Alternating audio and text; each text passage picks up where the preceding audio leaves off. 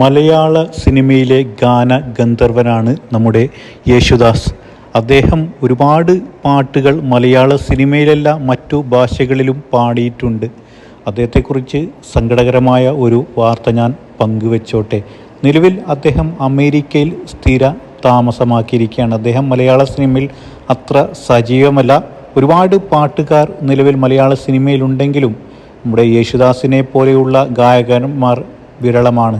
യേശുദാസിൻ്റെ പാട്ട് ഒരിക്കലെങ്കിലും മൂളിപ്പാട്ടായെങ്കിലും പാടാത്ത മലയാളികൾ ഉണ്ടാവുമോ എന്നും സംശയം തന്നെയാണ്. യേശുദാസ് വർഷങ്ങൾക്ക് മുമ്പ് അദ്ദേഹത്തിൻ്റെ സെൽഫി എടുക്കാൻ ഒരു ആരാധകൻ തുനിഞ്ഞപ്പോൾ തട്ടി മാറ്റിയത് വലിയ വിവാദങ്ങൾക്ക് ഇടവരുത്തിയിരുന്നു. അത് സോഷ്യൽ മീഡിയയിൽ യേശുദാസിനെതിരെ വലിയ പ്രതിഷേധമാണ് ഉണ്ടായിരിക്കുന്നത്. നിലവിലുള്ള മലയാള സിനിമയിലെ പാട്ടുകൾ കേൾക്കുമ്പോൾ യേശുദാസിനെ പോലെയുള്ള മഹാനായ ഗായകന്മാരെയാണ് നമുക്ക് ഓർമ്മ വരുന്നത്. ദാസേട്ടൻ്റെ ആ മധുര സംഗീതത്തിനായി മലയാളികൾ ഒന്നടങ്കം കാത്തിരിക്കുക.